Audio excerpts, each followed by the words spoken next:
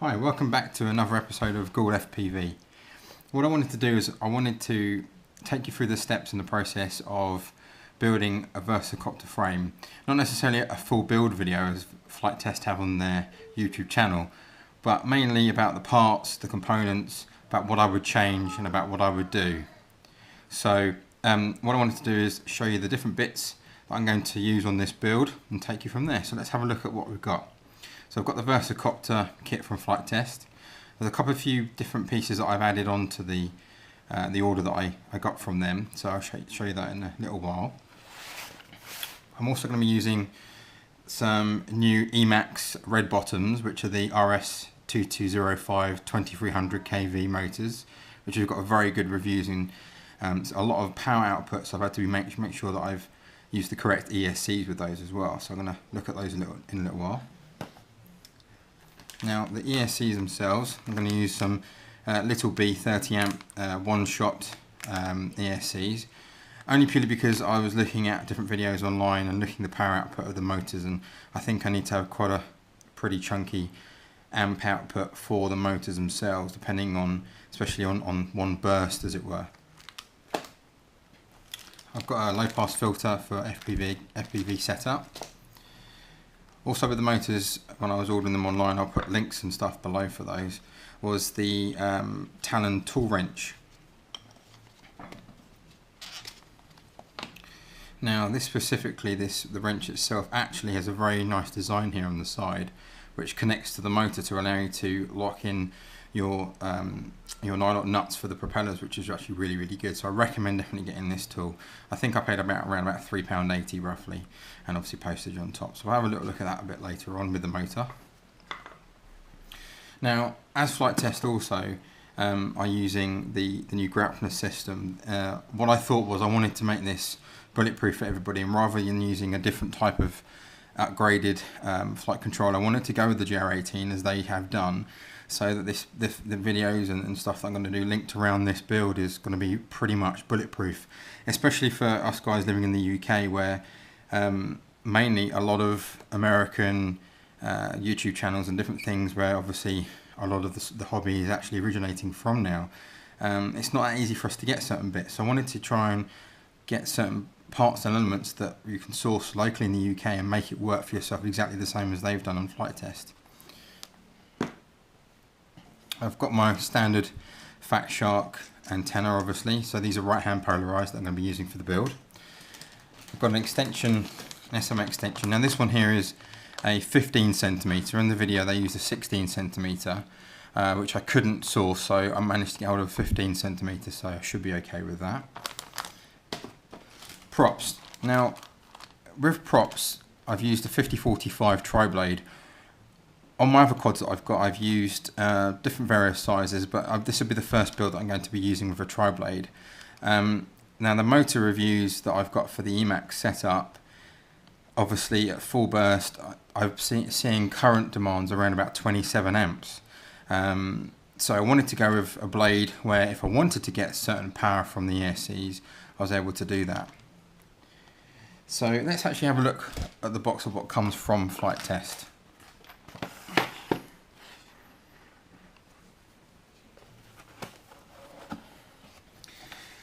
So inside the box, obviously we have stickers. Stickers are always good.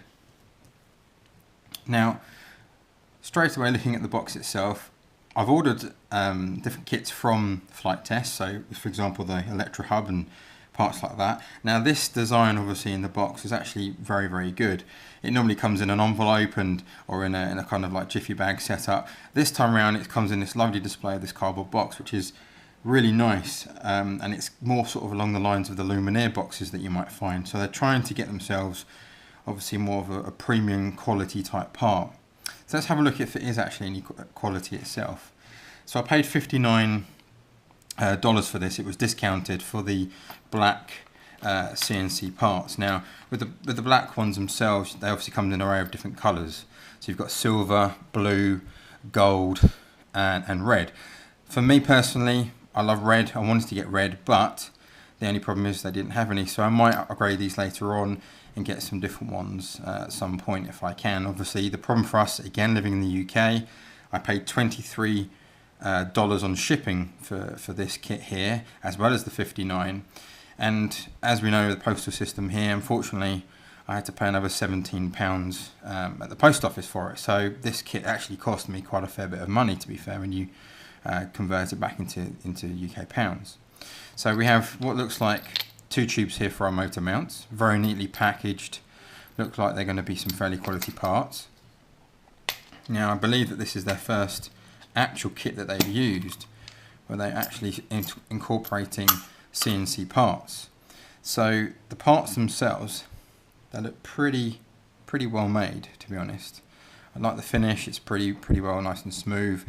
Also, we've got a lot of hollowing areas here, so obviously trying to weight save, especially for these racing type of quadcopters. Next thing I can see in the box is these very large booms. Well, not large themselves, but they say that it's a 280mm quadcopter. Now, I did a bit of research online, and when you actually put the main brace itself and the body and the next arm as well, diagonally it measures about 310mm. So rather than these racing 250mm quads or 180s or whatever, this is actually a little bit bigger than those types of quads. So just bear that in mind if this is a kit that you wanted to go for, that you're not going to be getting a 280mm setup. Diagonally from, say, the central point of each motor to motor, you're going to look at 310mm. So on the first glance of these, they're very good quality. I cannot find any defects. I mean, the ends are slightly damaged there, where obviously they've had to cut from a long lengths of shaft and what have you, which is understandable, I suppose. But once the motor mounts are on there and they're covered up, that's something that probably won't bother me too much, even though I am a person that's very meticulous with my builds themselves. I like the neat lines and everything to be 100%. But obviously, once you've crashed, all that goes out the window. So I also like a quad where you can repair it and you can keep it looking very good and look, pay attention to your design and your build. Let's put those to one side. So we've got battery straps. Apparently in version 1 of the kit, version 2, we've got these new battery straps with their Gremlin logo on there. So they apparently come for free now as part of the kit, which is also very nice.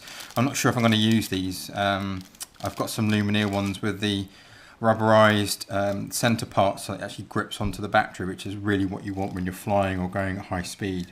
So we'll see how they go. I may use them for something else at the moment, like a GoPro holder or whatever, but it's nice to have them. I'll have a look at the little box towards the end. So this is an add-on part that I ordered.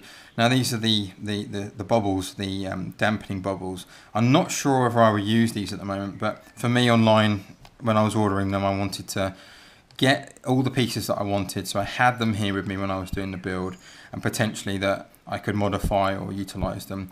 So I'm going to potentially put them on the base plate to dampen the camera when I'm obviously in the air, and to get rid of some of that oscillation coming through on the camera feed.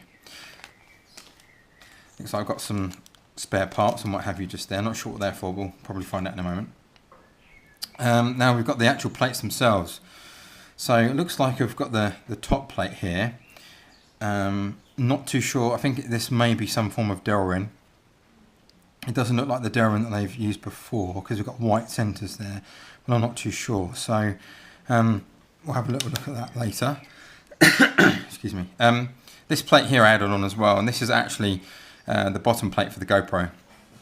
As you can see, with the plate itself, you've actually got all these different connections, slots and what have you for different straps, different areas of Velcro, for example. So you've got the GoPro mount, the Mobius and things like that as well. It seems like, it's a good quality part, Simsbury AK. It's actually very surprising watching on YouTube videos. I don't know if you found this, but when you're watching at home, say on like your big TV or whatever, these quads look a lot bigger than what they are, but when they actually physically turn up and they're actually in your hand, they're a lot smaller than what they actually appear. And it's quite nice to actually design something and work with something that's a lot smaller than what potentially I'm used to. So here we have the Luminaire bottom plate, and it's really nice quality part to have from Luminaire here, and to be able to have a Luminaire part on an associated flight test quad, because they've been such an influential part of my multi-rotor experience and watching all their videos and what have you. But what we can see in the distribution board now is we have our ESCs labelled 1, 2, 3, 4, 5 and 6. So this potentially will be able to hold up to 6 ESCs. So for this build I'm only going to be using 4 of the little B 30 amp ESCs. I've got my main battery connector there, so obviously the leads required for this one I believe is a 16mm XT60 connection lead. Now the main thing I would point out here is that the XT60 lead, what it appears is it doesn't actually come with this kit. I know it comes with their electronics pack, so just be wise. I would recommend that you obviously get yourself an XT60 lead with the correct gauge wire for your setup as well, whatever you're going to do. Just noticing as well, obviously we've got some auxiliary ones here, so this is quite good for if you wanted to have, say, for example, front and then obviously your rear LEDs in different colours, so when you're wanting to fly you can obviously get some sort of sense of orientation, which is really good. The next thing that I do like as well is this Pololu connection, which is for the 5 voltage step down for you to connect different bits and bobs. You might want to connect separately your flight controller or whatever from there if your ESCs don't have a BEC connection or whatever, but you know, you can definitely utilize that for something later on.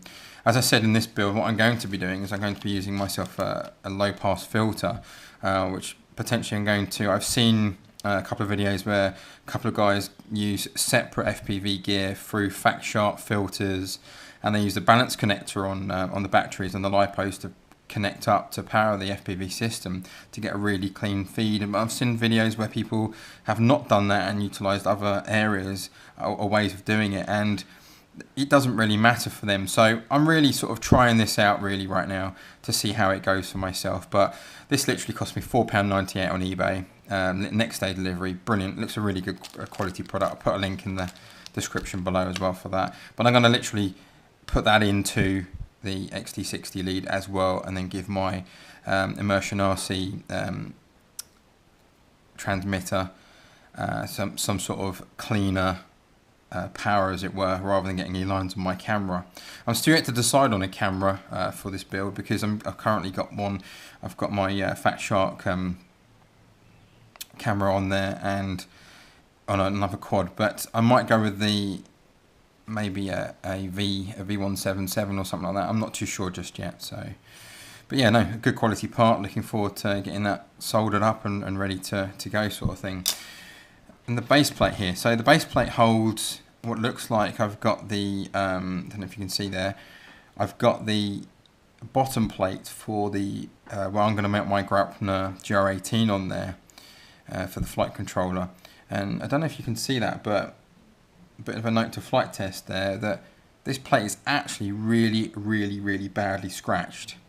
Oh, and I can also see that on the back here, I don't know whether it's been sitting somewhere damp or maybe it's in the manufacturing process, but there's a lot of watermarks on here.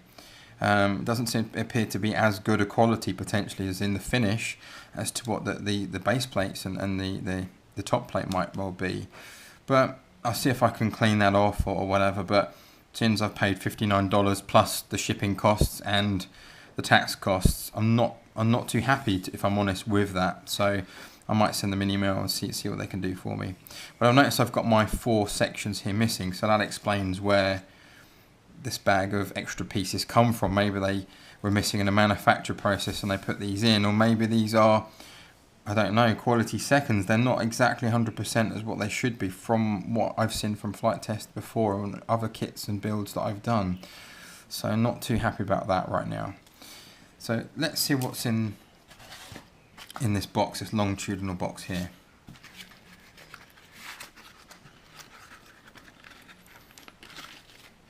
Okay, so we have our Grommet for XT60 lead in there. So we'll take that out for us and have a little look. What is nice about this kit that I've not had from them before in any of the other previous kits that I've purchased is I've got some cable ties there. I believe them to be 3mm cable ties. Now, obviously, for us here, we can pretty much buy them at any sort of like a DIY place or whatever, different lengths to suit and what have you. So, obviously, that's something that we can replace if we need to. And obviously, every quadcopter person out there will have a bag full of them, I'm sure. Now, this is the back plate here. Now the back plate basically has a series of holes on the back here. We've got the first 3, which I believe mounts into the actual top plate itself at the back. And what I have here is we have the grommet goes in here for our XT60. We have our SMA there for our FPV antenna. And we have these series of 3 angled, 2 angled and 1 central piece there. And that's where I'm going to be cable ties and utilising the twin diversity antenna for the GR18 to come through, and exactly what the guys at the flight test do in relation to heat shrinking the actual aerials onto the cable ties. Because I have played around with different things. I've had solid aerials where it crashed and it stretched the air and it breaks the receiver. I found that to be a brilliant way of protecting your quad for all your flying and everything else. So, you know, be mindful of that where you're flying and you might be crashing or whatever, that you can utilize cable ties as an antenna, which are very flexible, very durable, and they work very well in that sense. So yeah, that's good part. Also the grommet itself, what I'd be interested in is if I break this or lose it or whatever, how I would replace it, but it seems pretty standard. I might be able to get a replacement or something. Now, I remember that Josh Bixler said that he found that the hardest piece to put on his XT60 lead, but I don't know about that. It should be hopefully fairly straightforward, I suppose. So I've got 2 longer cable ties for the aerial. Let's see what else is in here. Okay, so I have a series of bags. So it seems to be pretty empty now. So I've got 3 bags left, so you pretty much can tell that we have our stainless nuts and fixings, all M3 obviously. So I believe that we've got a bag of 20s in there, 20mm, and we've got a bag of 25s as well. Now also in our central bag we have 4 of these C-shaped type clamps. So with these C-shaped type clamps themselves, they will go around the booms and hold them onto the actual model itself. Again, from videos that I've watched, or even the build video as such, it does seem that the booms do not seem to crush when these are done fully. I can't actually take these apart, which is maybe a bit of a design flaw, or maybe, there we go, just got it through. So now I believe these to be threaded in one portion, and then which are just on these ends here, so they actually allow the nuts to go through. You can probably see just there, it's smaller hole than slightly bigger, so it would allow the bolt to fly through there and then be threaded to go through. So it's going to get a really nice solid clamp itself on the actual carbon fiber boom. So again, on this model, this will be the first time I'm going to be using any form of carbon fiber now. But just one point that I would say to you is that when you're using your diversity radio or any type of radio transmitter or receiver gear, that you should always keep your wires away from any carbon fiber, because it can actually take away the transmitter frequency and play around with it. People have reported that. I'm just noticing at the moment, just offering this up to the clamp itself, it doesn't seem to be as flush fit, so maybe they need to be prized open slightly and opened up and what have you. So obviously when I get into the build, I'll be able to see that a bit better. Again, these are black. It probably didn't matter too much to me about the colour of these, because they are going to be inside the build itself, so hopefully you won't really notice them too much. But I would like to try and put some white LEDs on the front and some red ones at the back, purely for if I go out at night time, I've got orientation now and what have you. And I might even put that on a switch on a receiver as well, so I'll probably be doing a video about how to sort of wire those up and connect that up on this particular build. So I want to try and encompass not the build itself, but the elements of the build that I'm going to do maybe differently or whatever to what Bixler may have done, for example. So anyway, that's enough from me. Please hopefully like, subscribe, keep watching. Hopefully I've got a couple more videos coming up, and especially if you're interested in this Versacopter as a starting up idea for you and family, friends and stuff like that, or just, you know, whatever you're doing, you might want to take what I've said and you know, utilize it to help you, or, you know, any questions whatsoever, please just give me a shout, and enjoy the hobby, be safe, speak to you soon, bye.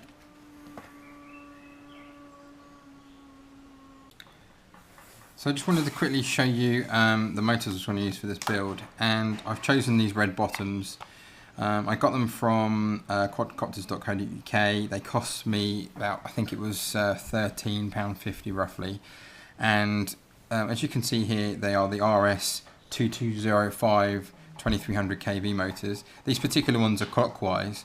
So the main thing to be mindful of is that we have clockwise motors and counterclockwise motors. What you'll have is you should be buying, if you wanted to buy some, 2 clockwise and 2 counterclockwise. So it's very good, it gives you the length diameter, and if you also go online like I did, if you wanted to make any 3D parts of any motor shields and what have you, you can also go online and get the specs for them at the same time. So let's have it. They come in a really nice little box here, which I'm going to utilise for maybe some GoPro batteries or different things like that, maybe even some SD cards and what have you. So inside the box itself you get some different Allen key nuts themselves. You get a nice Allen key wrench, which is very nice, well finished. The motor themselves, now I've had a look at a few from the other boxes I've got there, and I've prodded them, pulled and you know, spun them around, and they, for Emax, they seem to be very, very good quality. I'm really, really happy with the build quality and the price that I've paid. They seem to be a really good quality part here, and also I like the arrows are on there for indicating clockwise or even counterclockwise, so you can actually put these on your quad and not get them incorrect. Plus also the nice round bottoms, as I said in one of my videos earlier, that I do like the look of this red anodized. It's really nice. Now obviously at the same time, for me personally, looking at the shaft of the motor, if these are clockwise, then we need to have some clockwise nuts themselves. So in here I get 3 nylock nuts, which is nice to see in this pack. Now in this pack itself, obviously normally you only get 1 or potentially even 2, but we've got 3 here, and they don't really come off that often, but it's nice to have. So that's a really good plus from Emax there. I'm not going to do any power or thrust rating videos on these motors, because basically there's quite a few out there on YouTube that you can find, and I think the proof is out there, but I just wanted to justify why I like these motors and wanted to use them. But what I did find as well is, like with some other quad motors and what have you, when I'm putting nuts and props on, I'm having to hold the shaft or whatever and to obviously tighten the nut. But these Emax motors actually come with their own tool, and it actually locks itself into the outer casing of the cooling part of the actual motor.